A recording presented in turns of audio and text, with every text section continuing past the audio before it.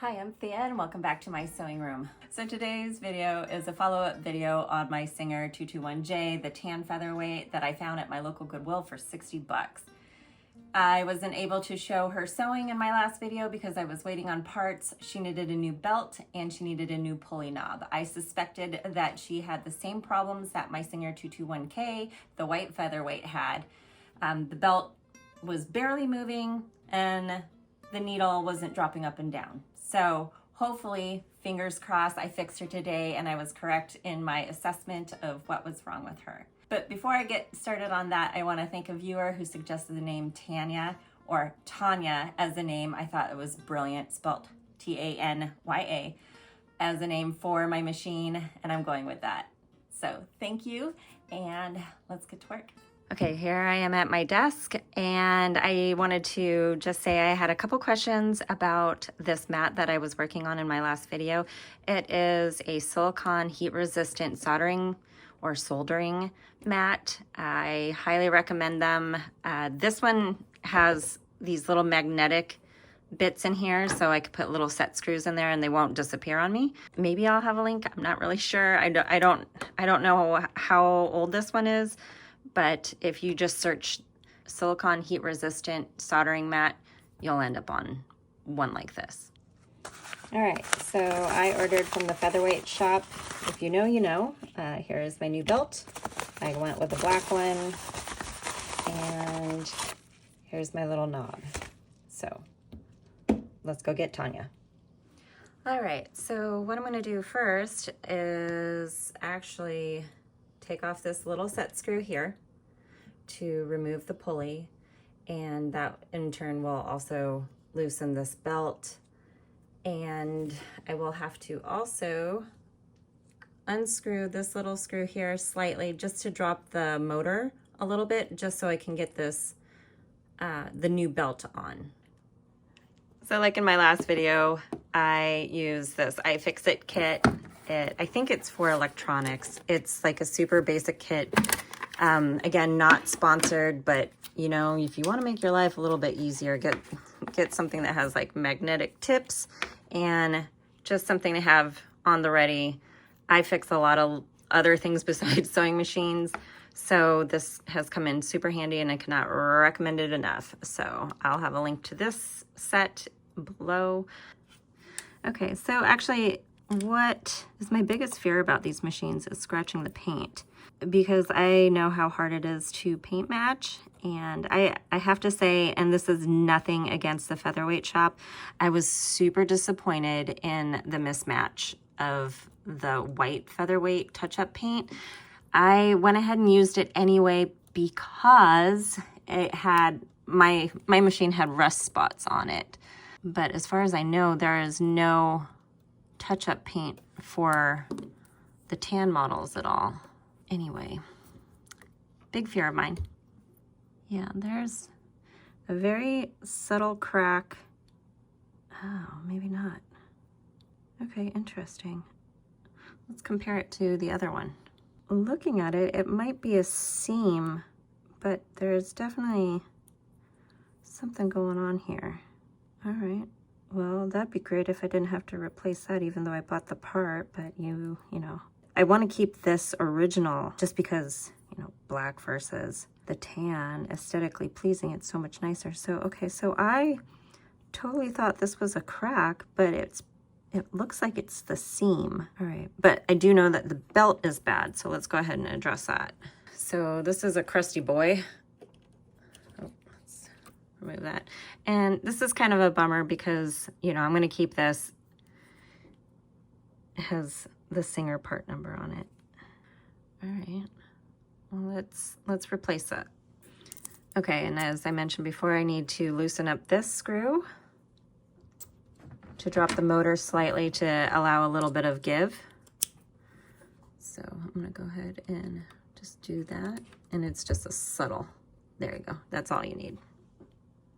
All right, I will say that the super belt feels really good. Like it, you know, it's really bendy, where this is really stiff. I know it doesn't look like it, but underneath it feels like it's like cardboard.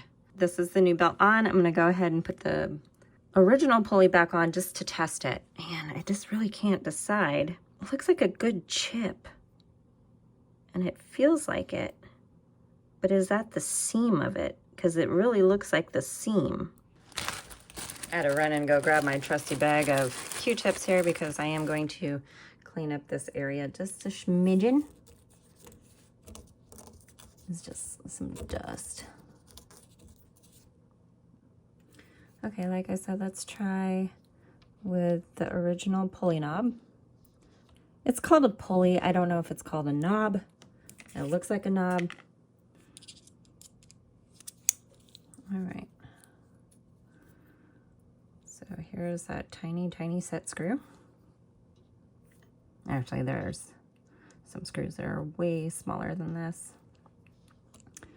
Okay, I like to try to make sure that I'm all lined up here. Whoops. All right, I can feel that it's in place. So I'm gonna go ahead and tighten it down.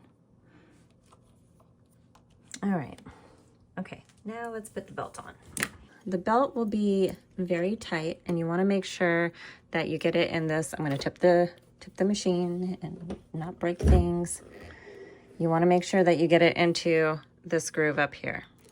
And it just sets down, it recesses so you know that it goes there. Okay, now I'm going to hike up the machine just a little bit, or hike up the motor. Okay, and it is very tight. So that's why you loosen the motor a little bit here and get it over that pulley recess here. My blind self had to bring that a little bit closer to me so I could see. Okay, so we are completely around the pulley here.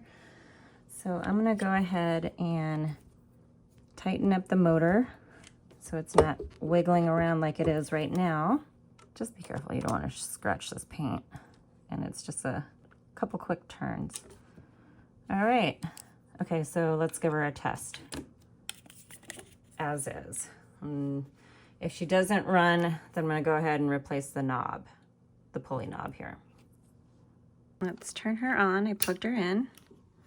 So I'm gonna go ahead and put the foot down and I'm just gonna test her with my hand.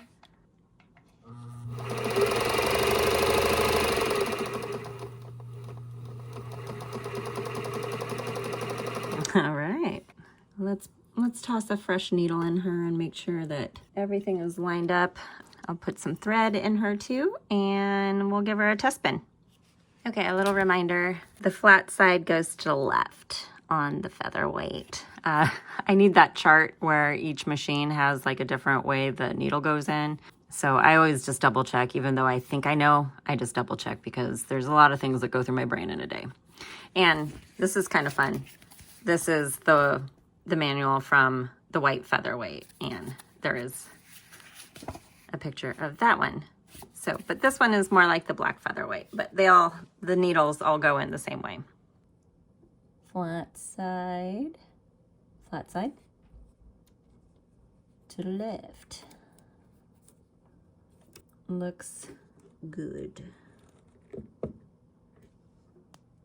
Okay, I went a little crazy here. I don't know if you could see right there, there is a mess of thread that was coming from the bobbin. This is a little crazy. It needs to be rewound. There's like little threads coming off of it, and I think that's causing the problem. When I deal with that, I'm gonna clean that out. I didn't even see that because I had to remove the drip pan. I'm glad I'm doing this because look at this thread just wound up around the screw. Whoops, good thing these are magnetic. So I'm just gonna go take the whole thing apart. Again, I'm underneath the machine. I got a bunch of thread under there. I have some obnoxious light on there, and I just want to point this out. I'm going to go ahead and take out the screw too. There's two on this piece, but there is thread wound up in here, so that's definitely a problem. I have quite a bit of thread wrapped around the base of the hook assembly. We're looking at it upside down because I'm working on it. So there's where the bobbin and hook goes. Can you see that glob? I don't have the hook assembly off yet. It's really stuck, and I think it is all this thread behind it. I've just been tweezering it out little by little. Wow, right? It doesn't look like much, but I just pulled all that out from the back of the hook assembly. I'm soaking it in oil just to loosen it up a little bit. Normally it should just come straight out, but there was a rat's nest behind this one, so I'm assuming there might be more. I let the hook assembly set in some oil, and I was able to yank this off with, boy, let me tell you, I just pulled and pulled, and I went rolling back in my chair. Also, this is a portion of the video where everything looks like chaos. So I got the hook assembly off. There was a little bit more thread, but not a whole lot.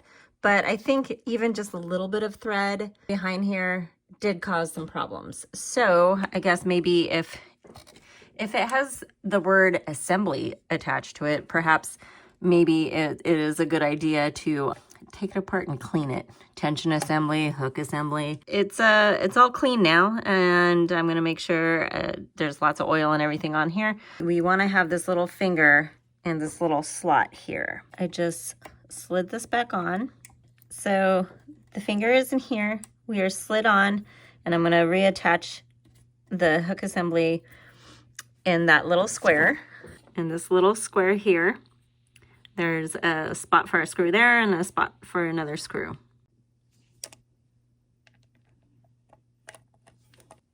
So I was being dumb and I didn't have the right size of screw head on here. Really, that is one of the most common mistakes I think you can do with any kind of mechanical repair, is trying to force something with a ill-fitting screwdriver. A lot of these screws here are specially made for Singer, and you'll never find another one, and a lot of times you'll find them stripped. Okay, can you see that in there? Sorry, the light has to be like 8 feet away, but we're screwed in there, and then we're gonna rotate and get the other one. Screw hole number 2. I have to have the light out of the way so I can actually reach the machine, so that leaves you guys kind of wondering what the heck I'm doing, but really it's just putting the screws back into their place. Okay, again with the light, voila. Okay, so this has turned out to be a bigger project than I was anticipating it going to be. So I have the hook assembly back on. I'm about ready to drop a clean, fresh bobbin into there. This bobbin that I took out, and I took off 3 pieces of thread. I get being thrifty and saving everything that you can. I do understand that I should have checked it first. So that's a little reminder. Don't trust what's in the machine. That was a bad move. That was a rookie move. Don't do that. I just wanted to add this little bit here that it is nice and clean underneath the plate. At least she's clean there.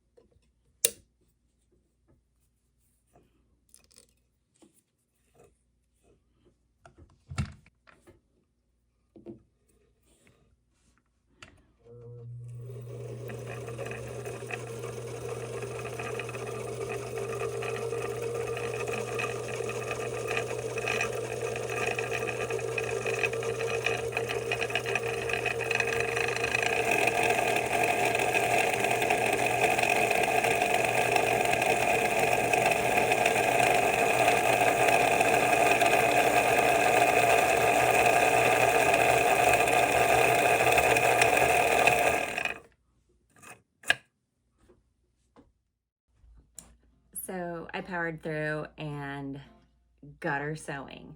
However, first let's back up to confirm. What I thought was wrong. With the exception of the pulley, it was not cracked. It was just the groove of the mold in there. So that was a plus. And the belt really did need to be replaced. After all of that, I discovered I had a little bit of a rat's nest behind the bobbin assembly. I went ahead and cleaned that out. After a test stitch, I feel like she's got a rough stitch. She's well designed, just like every other featherweight, and is doing what she should be doing, but I feel like it's rough. I feel like I need more time to really go over her with a fine-tooth comb to figure out why the stitch just feels rough. It sounds loud. It's different than other singers that I've experienced.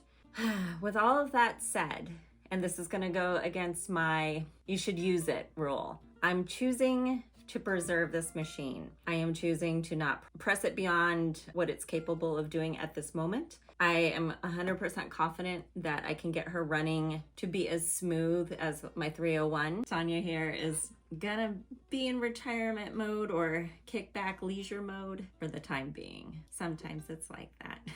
So Tanya feels like she's stabbing the fabric, like really rough, rather than just gliding it through effortlessly like I feel like the featherweight does. I feel like it's a bobbin issue. Maybe it's the tension on the bobbin. Maybe I should just swap out the bobbin. Maybe I should switch out the bobbin from my white featherweight just to give it a test. Another thing I read was that you should clean out the commutator. Boy, that's a tough word for me. In the motor. Apparently that could be a noise culprit. And I was thinking I should probably just go ahead and swap out the pulley knob just to see if that helps. Maybe there is some wear. Just had a weird feeling about it anyway. I do want to preserve the original one because it is intact. So I have some things to try. I did check the brushes. The brushes are fine. They are a little worn, but not overly, I've seen worse. And I've oiled and greased her as the manual tells you to. So it's nice to know I have a few things to try. I just want to take my time with this machine because she's a gem. As always, thanks for watching and bye for now.